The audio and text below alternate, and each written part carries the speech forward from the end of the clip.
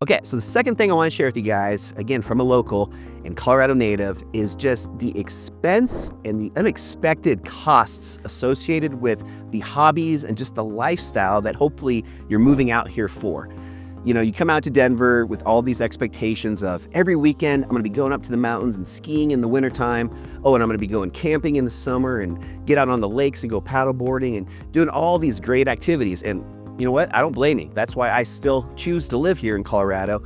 But a lot of people move out here, they're already on a little bit tight of a budget, especially if they're buying a home, and they don't realize just how expensive the barrier of entry is for some of these sports.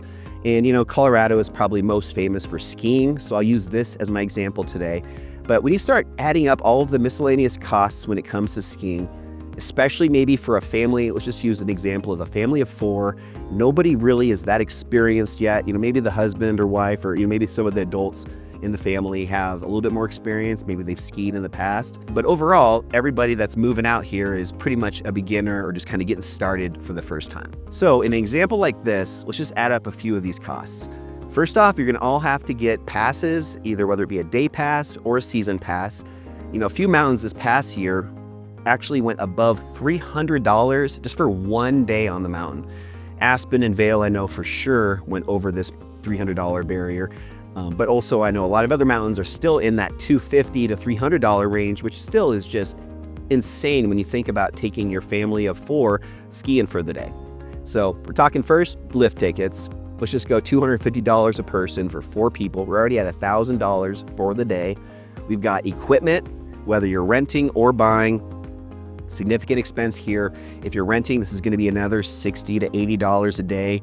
It could be even higher if you're renting premium equipment. If you don't have all the gear as far as jacket, pants, helmet, gloves, goggles, underwear, you know, the base layers. I mean, all of this stuff just adds up and adds up. And if you got kiddos, guess what?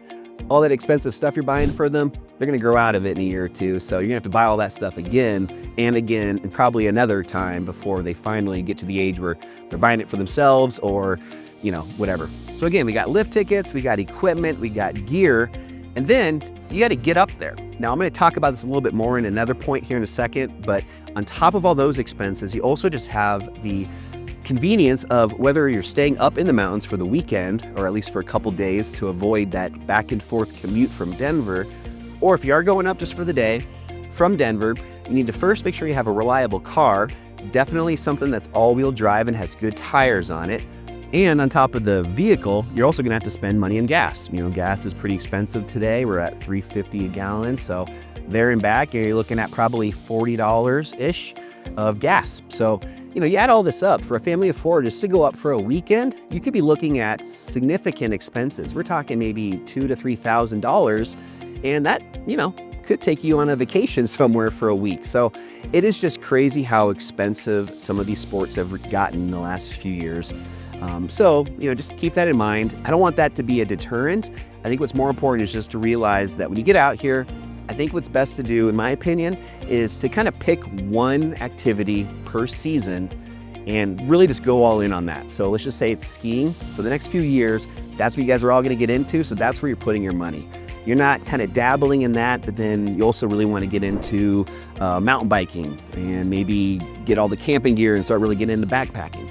If you can really limit just what you're into and at least give it a solid year or 2 or more to really give it its full level of kind of commitment and hopefully improve a lot and really start to enjoy yourself because you're getting better at it, I think that's the way to go. I'm saying this from a place of I've kind of gone both ways on this.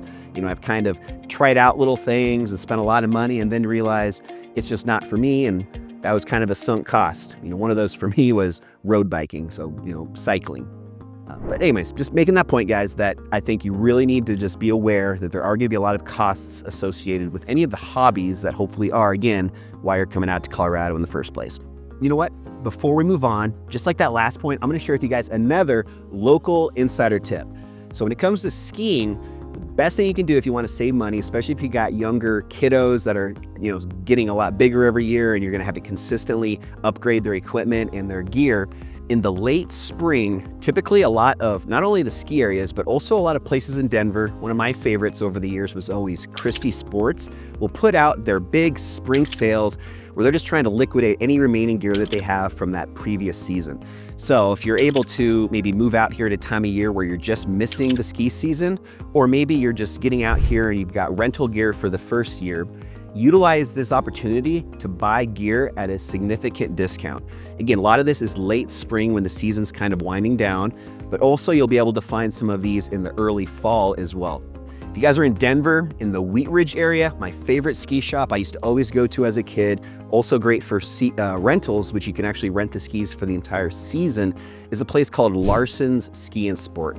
It's in Wheat Ridge, just off of Kipling and I-70. It's a great family-owned business to check out. They've got some of these really cool ski swaps where you can even go there yourself with your equipment and sell it almost like a garage sale. So just some really good opportunities out there to find deals if you're looking, especially in the off season of the ski time of year.